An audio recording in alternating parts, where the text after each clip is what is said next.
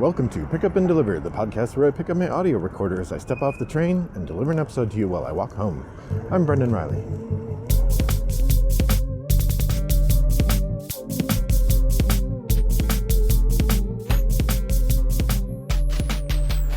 Well, greetings listeners. It's a lovely day here in suburban Chicago, and I am enjoying my stroll.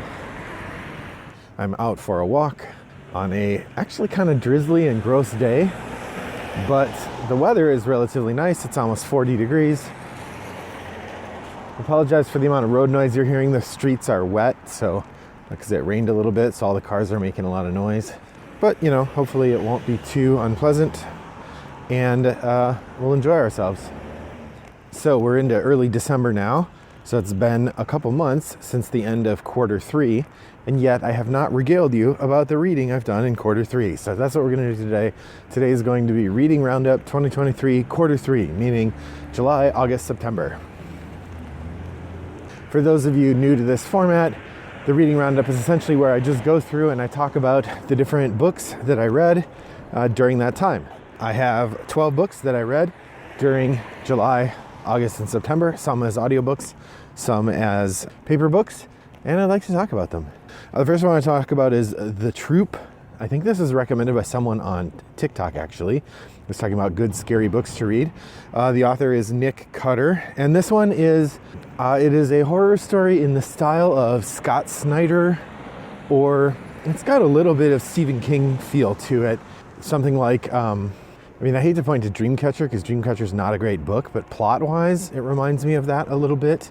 The Troop is about a group of Boy Scouts and their Scoutmaster who are on an island for a weekend in very rural Canada. I think it's British Columbia. And while they're there, they're all cut off. None of them have the one adult has one cell phone. No one else is allowed to bring any cell phones. They have a radio. Actually, I don't even think he brings a cell phone. There's a radio that they can use to call the sheriff. But otherwise, they're cut off because it's meant to be a kind of back to nature weekend thing.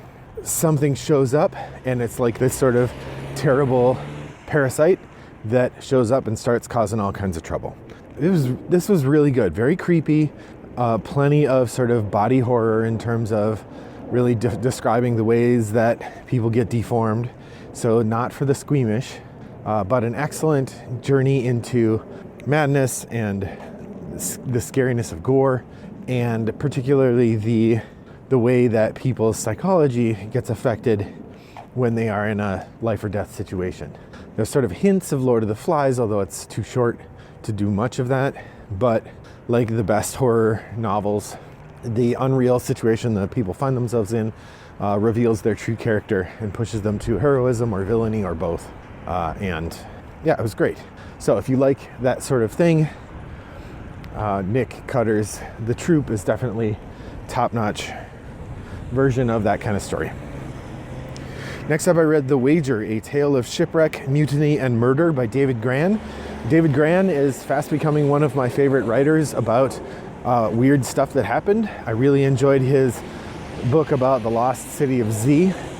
And just the other day, I noticed another book that he'd written that I'd read that was really good, and I'd forgotten it was his, but I can't remember now.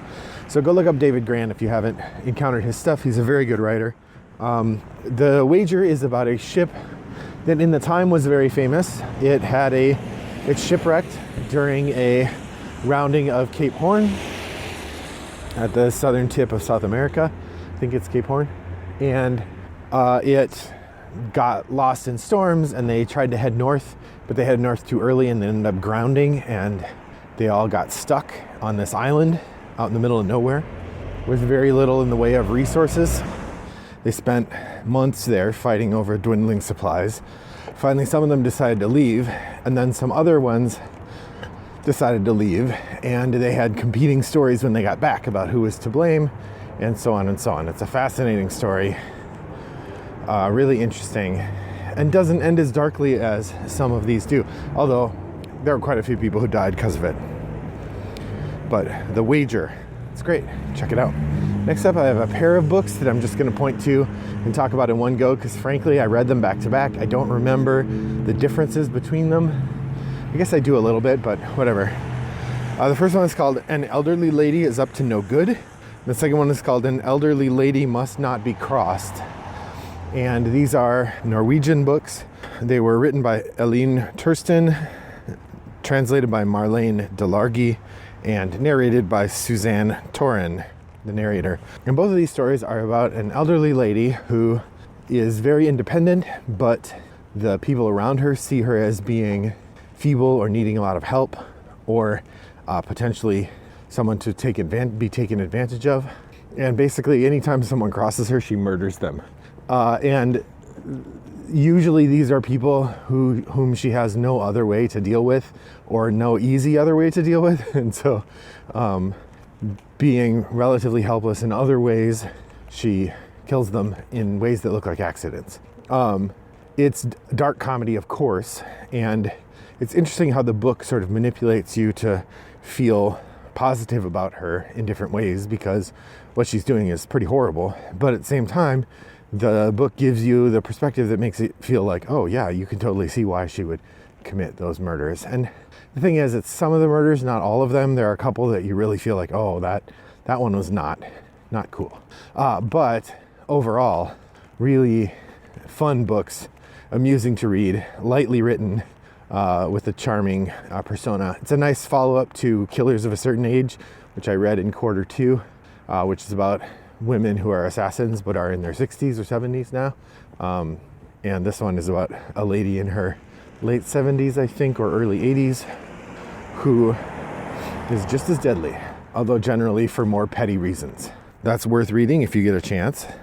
All right, the next book I want to talk about is Keller's Fedora. I just happened to find this one on the new release shelf at our library. Keller's Fedora is the next in a series of books written by Lawrence Block about his, again, dark humor assassin, Keller, who murders so that he has spending money for his stamp collection. It's basically the premise of the series.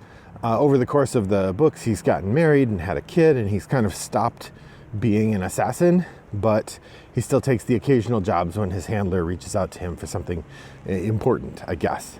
This one, part of what's interesting about the book is it turns on this hat that he buys because he loses a hat, and so he goes to buy a new hat, and they don't have the kind he wants, so he ends up getting a fedora. And then he's thinking about what it looks like to wear a fedora, can he pull it off, etc., while he's going and committing his murders. Block has always done a really good job of illustrating sort of amusing stories about this character, and I continue to enjoy them quite a bit, and I'm excited to read another one when they come out.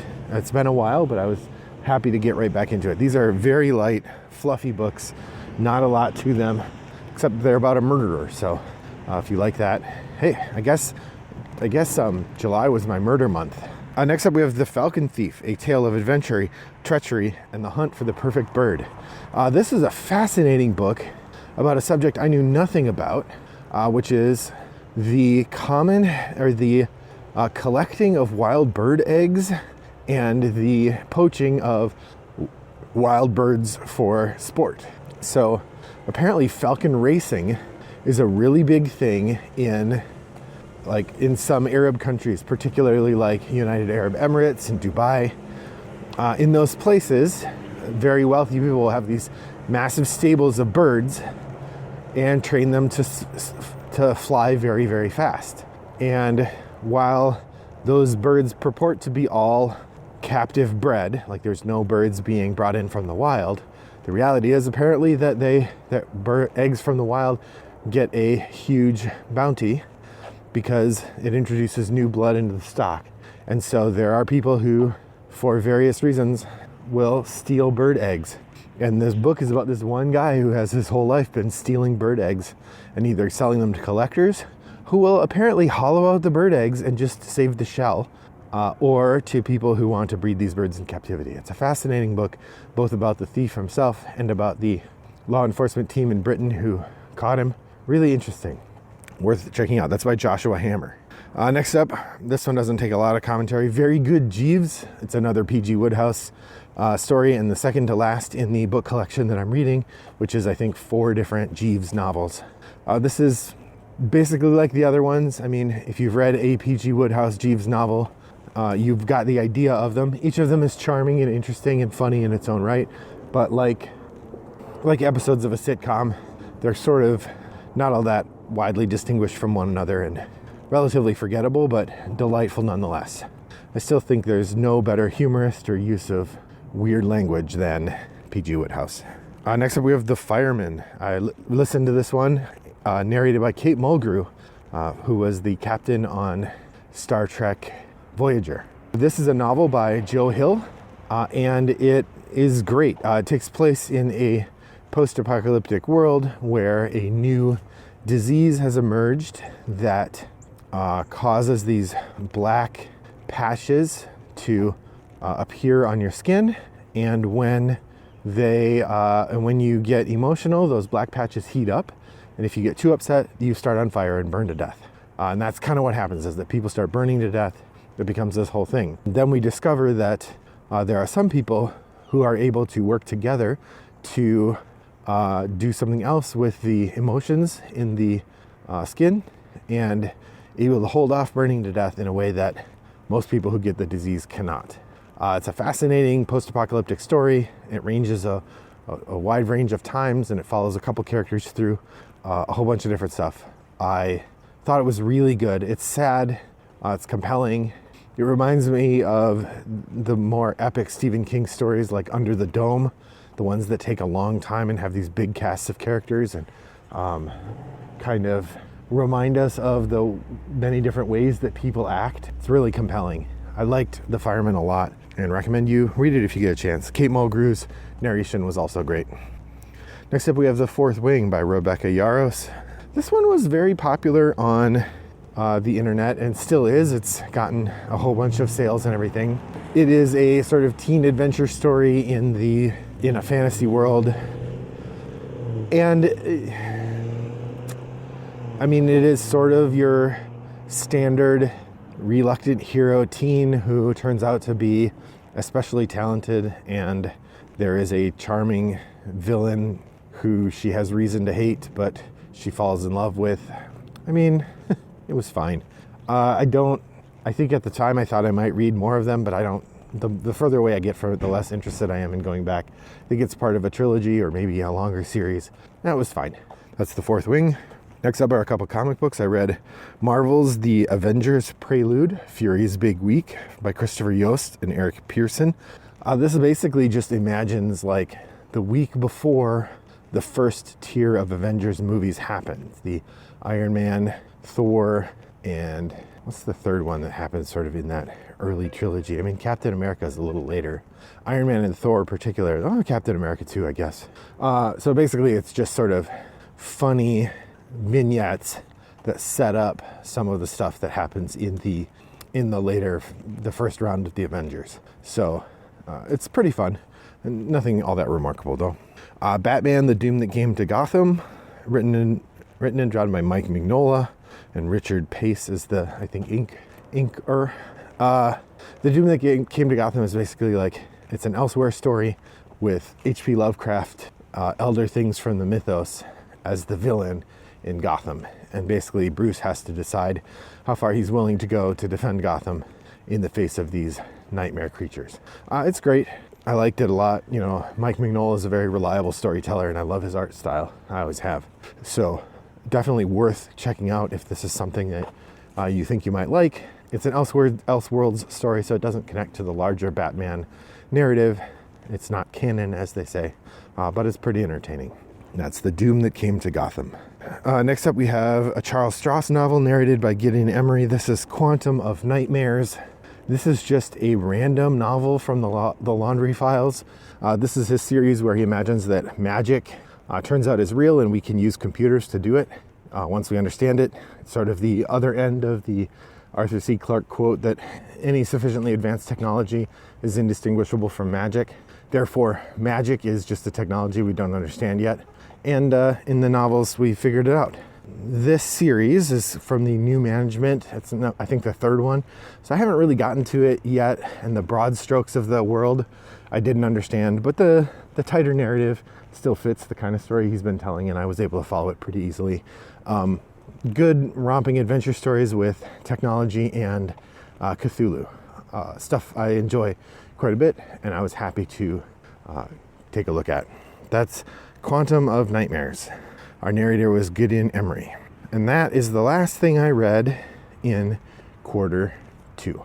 September was very busy, or quarter 3. I didn't really get anything else read during that time, and so that's it. Well, I'm keen to hear what you've been reading, dear listeners. We usually have a forum on Board Game Geek where we talk about this in our guild. Number 3269 is the guild number. If you head over there and tell us what you've been reading, we'll be happy to chat about it. You can reach out to me. Wombat929 is my username on Board Game Geek, or you can email me, Brendan at Rattlebox I'll get back to you eventually. Well, thanks for joining me on my walk today. I hope your next walk is as pleasant as mine was. Bye-bye.